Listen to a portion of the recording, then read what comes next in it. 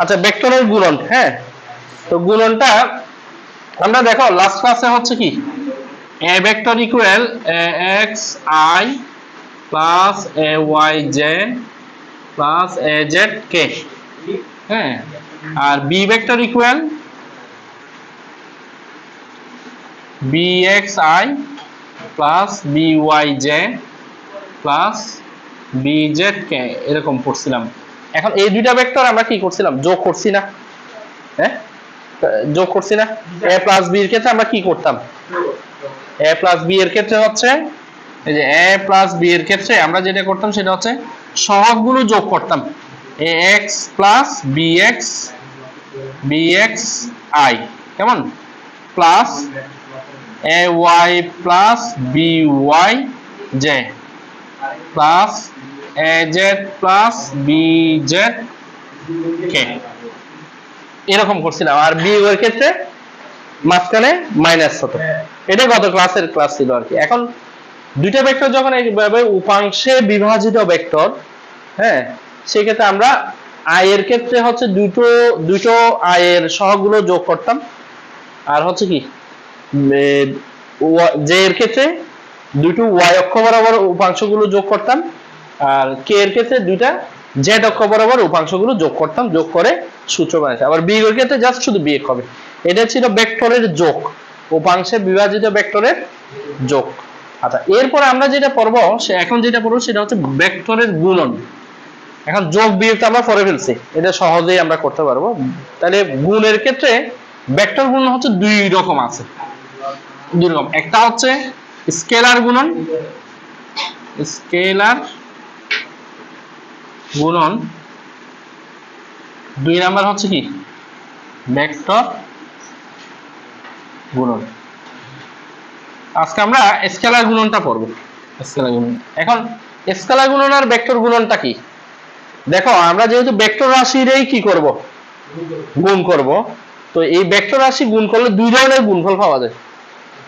একটা হচ্ছে দুইটা ভেক্টর রাশি গুণ করলে, আর একটা কি পাওয়া যায়, স্কেলার রাশি পাওয়া যায়, হ্যাঁ। আর কিছু কিছু গুণন আছে দুইটা ভেক্টর রাশি গুণ করলে আর একটা ভেক্টর গুণন পাওয়া যায়। তো স্কেলার গুণন একটু হেডলাইন দাও আমরা, স্কেলার গুণন, স্কেলার গুণন এটা সংজ্ঞাটা একটু লিখো। দুইটি ভেক্টর রাশির গুণনে যদি একটি স্কেলার রাশি পাওয়া যায়, স্কেলার বন্ধ হয়ে গেছে, আচ্ছা ঠিক আছে এটা পরে বলতেছি। আচ্ছা এখন দেখো আমরা একটা উদাহরণ আনি, হ্যাঁ। তাহলে এখন দুইটা ভেক্টর রাশি, মনে করো বল একটা কি ভেক্টর রাশি না, সরণ আর একটা ভেক্টর রাশি। মনে করো এই বস্তুর উপর আমি এফ বল প্রয়োগ করলাম, বস্তুটা এই দিকে কি এস সরণ করছে, হ্যাঁ, এই বস্তুটা এখানে আসছে। তাহলে এখান থেকে বল প্রয়োগ যদি কোনো একটা বস্তুকে আমরা সরণ ঘটাই, তাহলে কাজ পাবো না। কাজ সমান কি হবে, কাজ সমান হচ্ছে বল ইনটু সরণ। এখন দেখো এই কাজটা কিন্তু একটা কি রাশি, স্কেলার রাশি, তাহলে কাজ ডব্লিউ সমান এফ ডট এস, এখানে যদি ক্রস দাও তাহলে হবে না। তাহলে দেখো এই যে দুইটা ভেক্টর রাশির গুণ করে আরেকটা আমরা কি পাচ্ছি, স্কেলার রাশি পাচ্ছি। তাহলে এই রাশিটাকে বলা হচ্ছে কি, এই গুণনটাকে বলা হবে স্কেলার গুণন। তাহলে একটু উদাহরণটা লিখে নাও।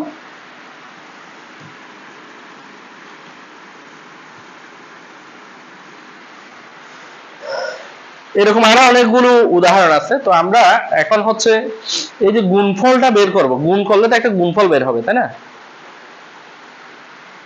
এখন এই যে গুণ করব, দুইটা ভেক্টর রাশি গুণ করব, গুণফলে একটা তো মান থাকবে, ঠিক আছে, গুণফলে একটা মান থাকবে। তাহলে লিখো, এরপর লিখো ভেক্টর রাশির গুণনে, ভেক্টর রাশির গুণনে যে গুণফল পাওয়া যায়, ভেক্টর রাশির গুণনে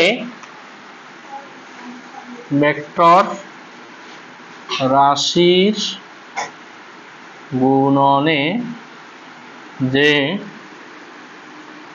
গুণফল পাওয়া যায় তা ভেক্টর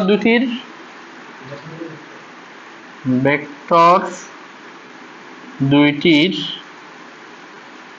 মান ও তাদের মধ্যবর্তী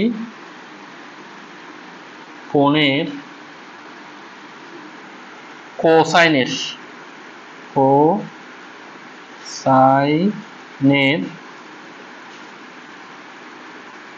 গুণফলের সমান। আচ্ছা, এখন এই যে কথাটা লিখছি এটা একটু আমরা গাণিতিক ভাবে দেখাবো, কেমন? লেখা শেষ? তাহলে আমরা দুইটা ভেক্টর নিই, এদের একটা মধ্যবর্তী, মনে করো আমার কাছে দুইটা ভেক্টর আছে এ ও বি, এরকম এ বি, এ একটা ভেক্টর আছে এ, আর বি আর একটা ভেক্টর আছে বি। এই দুইটার মধ্যবর্তী কোণ হচ্ছে কি থিটা, কেমন? তাহলে এখন এই দুইটার স্কেলার গুণন, তার মানে হচ্ছে এ ডট বি ইকুয়াল, এখানে কথা কি বলছি এদের মান। তাহলে এ ভেক্টরের মান হচ্ছে এ, বি ভেক্টরের মান কি বি, এদের মান এবং তাদের মধ্যবর্তী কোণ থিটা, থিটার কি কোসাইন মানে হচ্ছে কস এই। তাহলে দেখো এটা খুব ইম্পর্টেন্ট একটা সূত্র, এটা অনেক জায়গায় কাজে লাগবে। এ ডট বি ইকুয়াল কি এ বি কস থিটা। এখন তোমার কাছে যদি এ ভেক্টর দেয়া থাকে, বি ভেক্টর দেয়া থাকে, তাহলে তুমি এ ভেক্টরের মান বের করতে পারবা, বি ভেক্টরের মান বসিয়ে এখানে, আর কোনটা দেয়া থাকবে তাহলে আমরা গুণফলটা পেয়ে যাব। এটা হচ্ছে মান, অর্থাৎ দুইটা ভেক্টর যখন আমরা ডট গুণন করব, ওই গুণফলের মানটা কি হবে ভেক্টর দুটির মান এবং তাদের মধ্যবর্তী কোণের কোসাইনের। হ্যাঁ, এখন এই সূত্র দিয়ে অনেকগুলো ম্যাথ করা যায়। এখান থেকে হচ্ছে যদি বলে যে তোমাকে দুইটা ভেক্টর দিছে, দিয়ে বলে এই দুইটা ভেক্টরের মধ্যবর্তী কোণ নির্ণয় করো, তাহলে এটা এক নাম্বার সূত্র আকারে লেখা থাকে এক নাম্বার। দুই নাম্বার সূত্র আমি এখান থেকেই বের করব, হ্যাঁ এখান থেকে বের করব হচ্ছে কোণ, মধ্যবর্তী কোণ। তাহলে cos θ ইকুয়াল আমি কি লিখতে পারবো, cos θ equal a dot B divided by A B, কেমন? আর θ ইকুয়াল কি হবে, θ equal cos inverse a dot B divided by A B. এটা হচ্ছে দুই নাম্বার সূত্র, অর্থাৎ দুইটা ভেক্টরের মধ্যবর্তী কোণ নির্ণয়ের সূত্র। তাহলে মনে রাখতে হবে কোণ নির্ণয়ের সূত্র কি, কোণ নির্ণয়ের সূত্র হচ্ছে cos inverse a dot b divided by ab। এগুলো অঙ্ক করতে করতে হয়ে যাবে, a dot b divided by ab।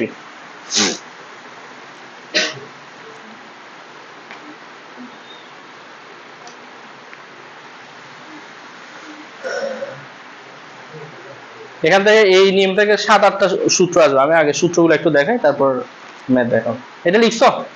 আচ্ছা, এখন এরপর লিখতে হবে হচ্ছে কোন, লিখে এভাবে লিখো, কোন ভেক্টর বরাবর অপর ভেক্টরের উপাংশ,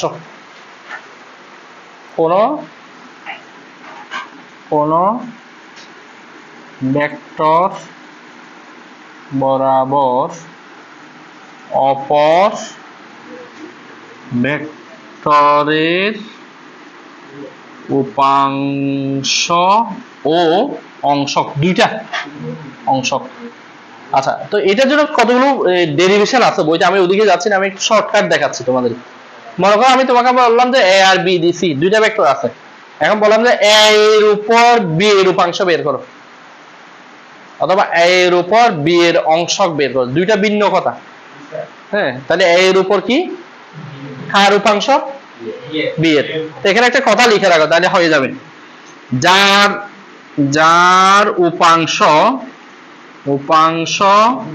তার, এটা কে বলছো, তার কস, কে বলছো তুমি, মনে হয় ক্লাস করছো এটার উপর না? হ্যাঁ, বোঝা যাচ্ছে। যার উপাংশ তার cos θ নির্ণয় করতে হবে।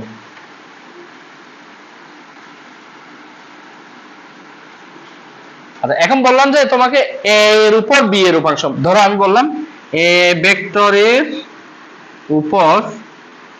উপর বি এর কি বের করতে উপাংশ। তাহলে কি বের করতে হবে আমাকে? কি বের করতে হবে? বি cos থিটা বের করতে হবে। তাহলে আমি যদি বি cos থিটা লিখি, এখন দেখো এই যে সূত্র আমাদের কাছে আছে এখান থেকে বের করো, a ডট বি ইকুয়াল কি হবে? a b cos থিটা না? তো এখান থেকে যদি আমি বি cos থিটা বের করতে চাই তাহলে কি হবে? a dot B divided by a না? তাহলে B cos theta equal a dot B divided by a। এদিকে কিন্তু বি রেখে দিছি। এখন যদি বলে যে বি এর উপর এ এর উপাংশ, তাহলে কি বের করতে হবে? যার উপাংশ মানে এ উপাংশ, এ cos থিটা বের করব। এ cos থিটা বের করতে হলে a dot B divided by B, এটা একটা সূত্র। তাহলে এটা 1 নাম্বার গেল, 2 নাম্বার, এটা হচ্ছে 3 নাম্বার, এটা হচ্ছে 4 নাম্বার।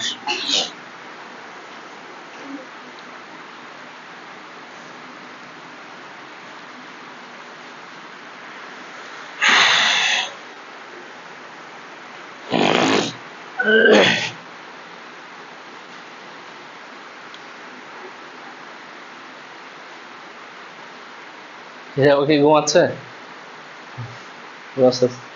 তুমি তো সকালে পড়তে পারো, সকালে প্রাইভেট আছে? হ্যাঁ,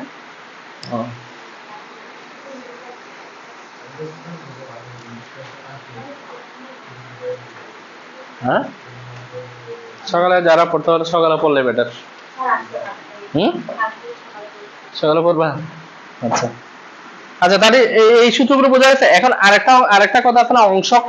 দেখো অংশক মানে প্রথমে তুমি উপাংশ বের করবা, বের করে জাস্ট ওটাকে কি করবা? অংশক বানালাম আমি, মনে করো। তো আচ্ছা, এটা হচ্ছে যার অংশক, হ্যাঁ, তার cos থিটা বের করব। এটাকে যে বরাবর তার একক ভেক্টর দিয়ে কি করব? গুণ করব। ঠিক আছে? তো একক ভেক্টর মানে কি? একক vector a equal a vector divide by a ভেক্টরের মান, তাহলে ওটা দিয়ে গুণ করে দিলাম। এখন যদি বলে যে বি এর উপর a এর অংশক, তাহলে যার অংশক প্রথমে তার cos থিটা বের করব। কার উপর? বি এর উপর না? অথবা বি বরাবর, তাহলে এখানে বি, এটা 5 5, এটা 6। বুঝছো কিনা বলো তো? শুনো, অংশক মানে হচ্ছে জাস্ট শুধু তুমি যার অংশক, হ্যাঁ, তার cos থিটা বের করবা, ওটাকে যার উপর বা যার বরাবর ভেক্টর তার একক ভেক্টর দিয়ে গুণ করে দেবে। আমি আরেকটু সংক্ষেপে বলি, এখানে এ না, নিচে এ না, এ এর একক ভেক্টর, নিচে বি না, বি এর একক ভেক্টর দিয়ে গুণ করে দেবে। হ্যাঁ, গুণ বাকি। প্রথমে অংশক বললো উপাংশ বের করবা, নিচে যে ভেক্টর থাকবে তার একক ভেক্টর দিয়ে গুণ করবে অংশক বলে। তবে অংশকটা কম আসে, উপাংশটা বেশি আসে।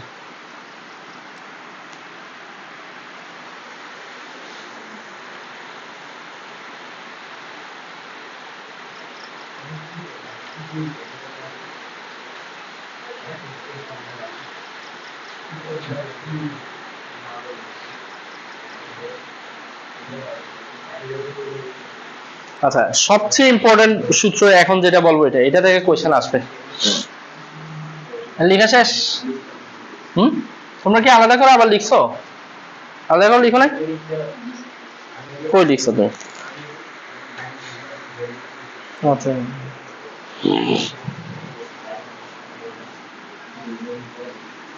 আচ্ছা, এখন লিখো দুইটি ভেক্টর, কত 6 7 না, দুইটি ভেক্টর লম্ব হওয়ার শর্ত, দুটি ভেক্টর লম্ব হওয়ার শর্ত।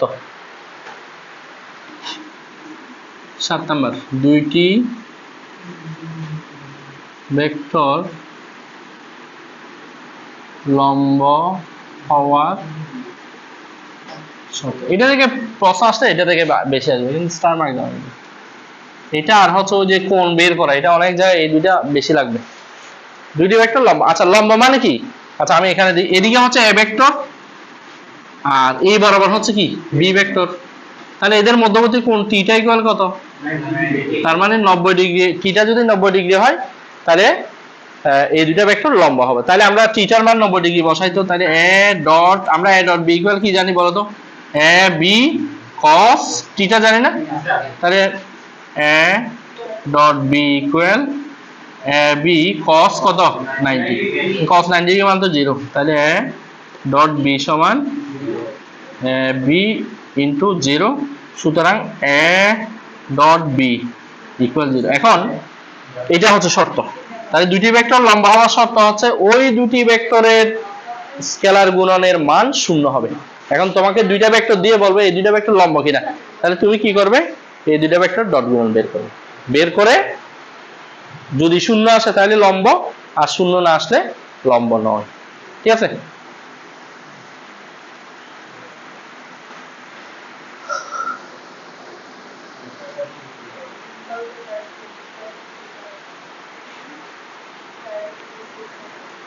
আচ্ছা, এখন আমি যে সব জায়গায় এ ডট বি বলতেছি, দুইটা ভেক্টর দিলে এ ডট বি কিভাবে বের করবে তুমি? এটা একটা কোশ্চেন না? দুইটা ভেক্টর দিলাম, এই দুইটা ভেক্টরের গুণটা আমি কিভাবে করব? ঠিক আছে কিনা? কোন দেয়া নেই মনে করো, তাহলে আমি গুণ কিভাবে করব? আচ্ছা, এটা দেখাই। এবার লিখো দুটি উপাংশে 8 নাম্বার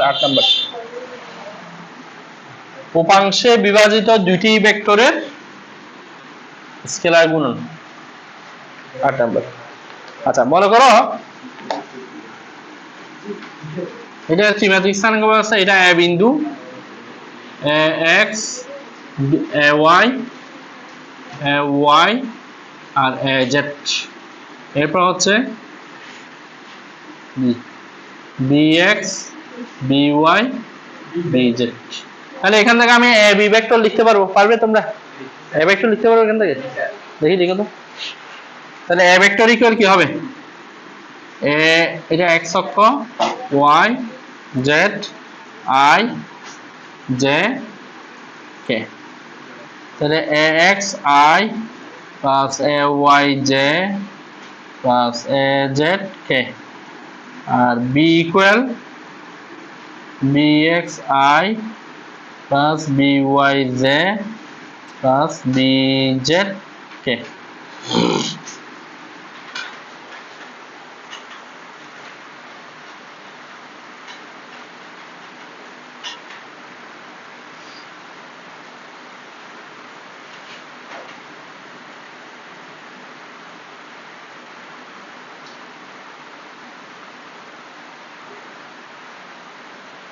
এখন তাহলে এ ডট বি ইকুয়াল কি হবে? আমরা যে এ প্লাস বি বের করছি, এ মাইনাস বি বের করছি, এ ডট বি ইকুয়াল কি হবে দেখো। এ, আচ্ছা এখানে লিখি, এ ডট বি, অর্থাৎ দুইটা ভেক্টর যখন আমরা গুণ করতে যাব তখন দেখো আগে যেখানে আমরা আই এর সহগগুলো যোগ করতাম, বিয়োগ হলে বিয়োগ করতাম, এখানে কি করব? এখানে গুণ করব। তাহলে A X bx plus ay by plus az bz, অর্থাৎ শুধু সহগগুলো কি গুণ করে দিলে হয়ে যাবে, গুণ করে যোগ করতে হবে। এটা একটু লিখে নাও, এটা সবচেয়ে ইম্পর্টেন্ট সূত্র। কত নাম্বার? 8। তো এটার একটা প্রমাণ আছে, প্রমাণটা আমি এখানে দেখাই নাই, এগুলো প্রমাণগুলো আসে না, আসলে সূত্রটা তুমি অ্যাপ্লাই করতে পারলে হবে।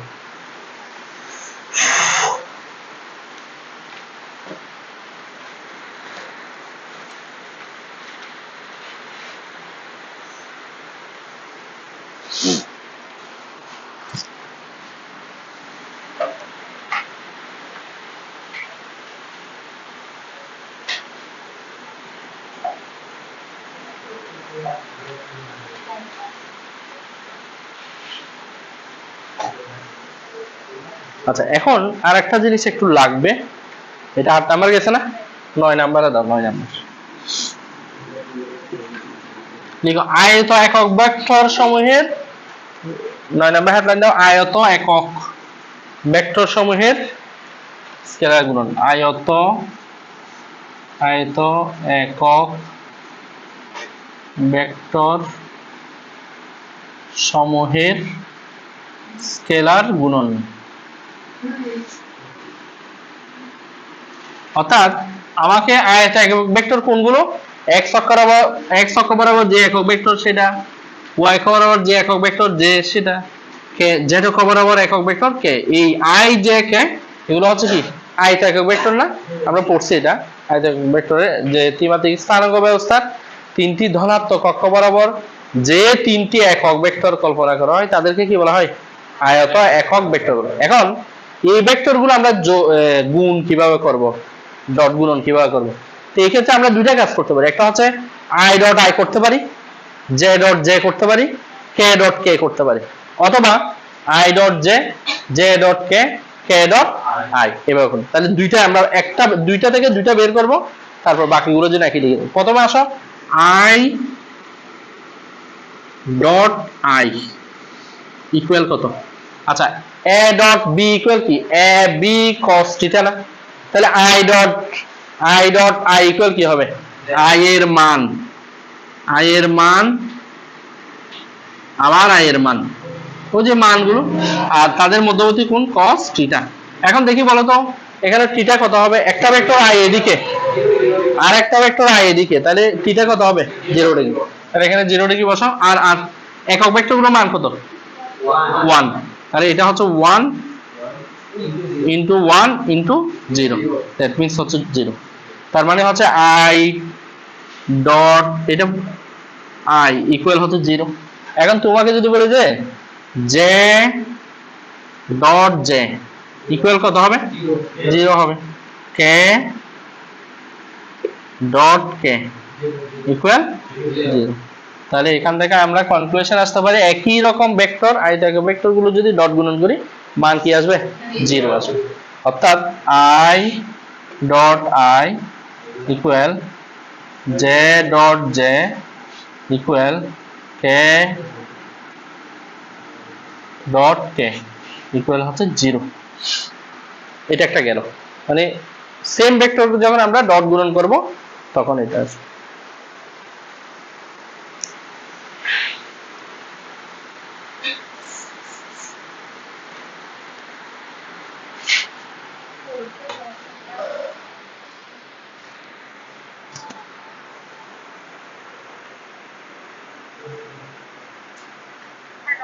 হ্যাঁ হ্যালো, কল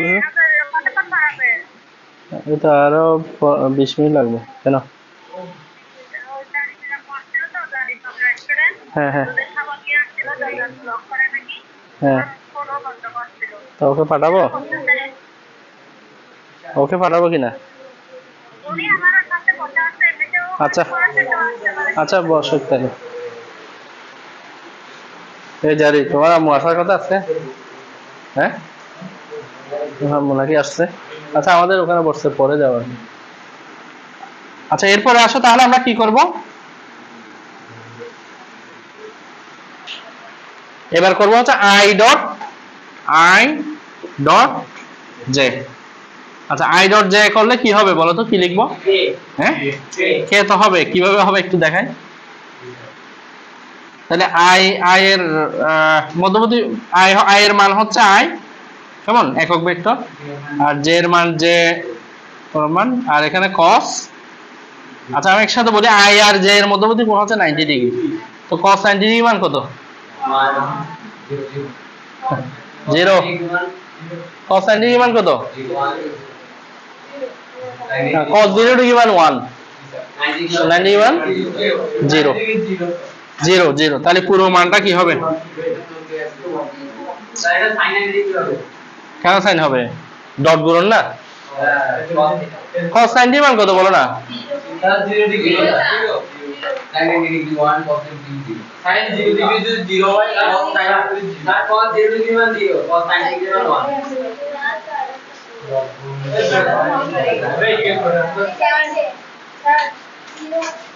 তাহলে আমরা কি ওখানে ভুল লিখছি?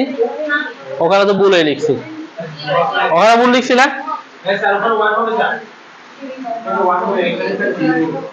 ওখানে ভুল লিখছি তো, 0 কেন লিখবো?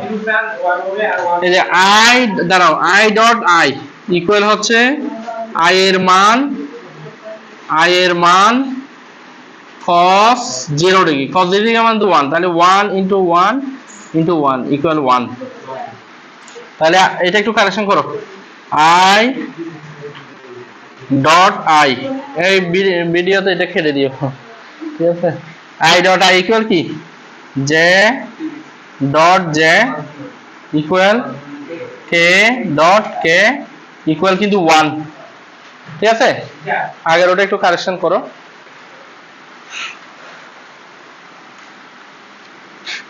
আই স্যার আইনের আগে ক্রস গুণ করে স্যার আই ক্রস গুণ করলে 1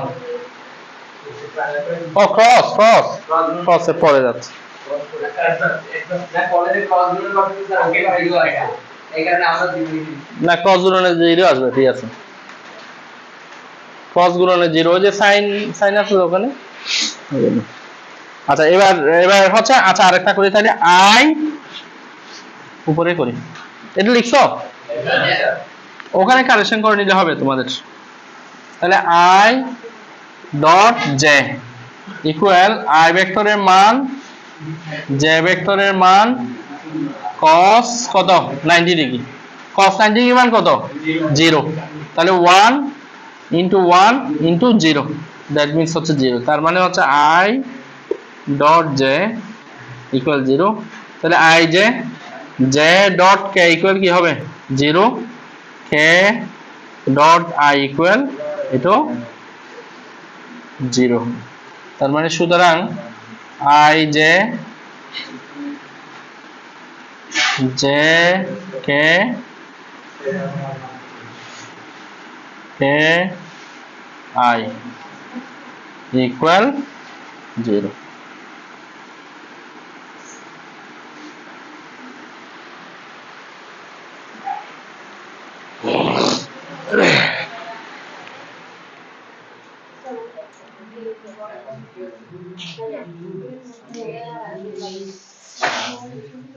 ঠিক আছে আচ্ছা তাহলে আমরা কয়টা সূত্র পেলাম হ্যাঁ ডট গুণনে এই 10টা সূত্রের মধ্যে বেশি ইম্পর্টেন্ট হচ্ছে দুইটি ভেক্টর লম্বা হওয়া শর্ত তারপর a ডট b এর মান বের করা এই যে x y x bx plus এই দুইটা সূত্র বেশি আর অংশক সরি উপাংশগুলো একটু লাগে তাহলে আমরা এগুলো দিয়ে অঙ্কগুলো করবো আর কি কেমন